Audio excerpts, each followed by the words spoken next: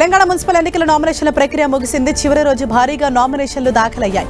Municipal వార్డులు, corporation డివిజన్కు సంబంధించిన అభ్యర్థులు పోటాపోటీగా ర్యాలీలు తీస్తూ నామినేషన్లు దాఖలు చేశారు. కొన్ని మున్సిపాలిటీలు ఇవాళ అభ్యర్థుల్ని ఖరారు చేయడంతో అలకలు, బుజ్జిగింపులు కనిపించాయి.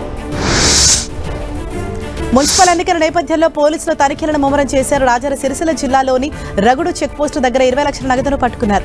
వేములవాడలోని ఓ వ్యక్తికి చెందిన డబ్బుగా గుర్తించారు. వేములవాడ నుంచి హైదరాబాద్ కు కారులో నగదు తరలిస్తుండగా నగదును పట్టుకున్నారు.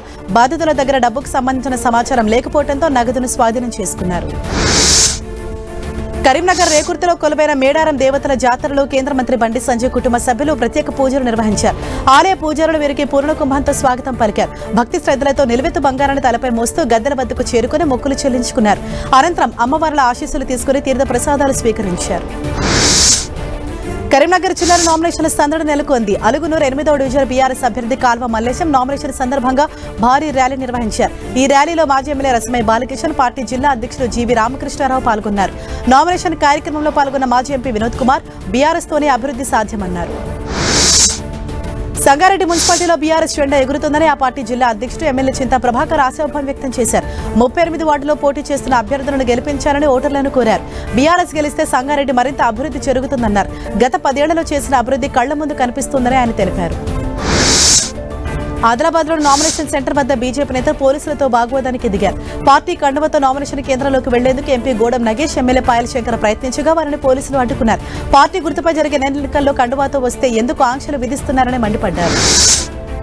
వైద్య రంగంలో రోజురోజుకు అభివృద్ధి చెందుతున్న సాంకేతికతను అందిపుచ్చుకున్నప్పుడే రోగ నిర్ధారణ, చికిత్స సాధ్యమవుతుందని ప్రముఖ సంస్థ ఫ్యూజీ ఫిల్మ్ ఇండియా చెబుతోంది. హైదరాబాద్ హైటెక్స్ లో ప్రారంభమైన మెడిటెక్ ఎక్స్పోలో Fujifilm India FCT, iStream, CT scan and ఎంఆర్ఐని ఆవిష్కరించారు.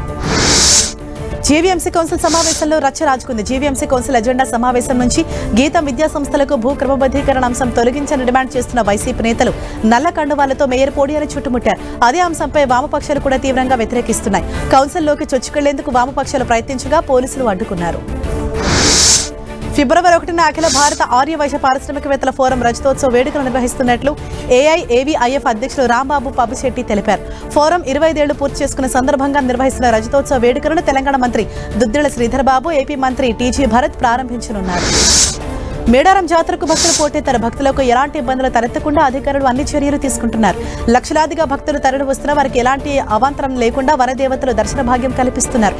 ఏర్పాట్లను మంత్రి సీతక్క దగ్గరుండి పర్యవేక్షిస్తున్నారు.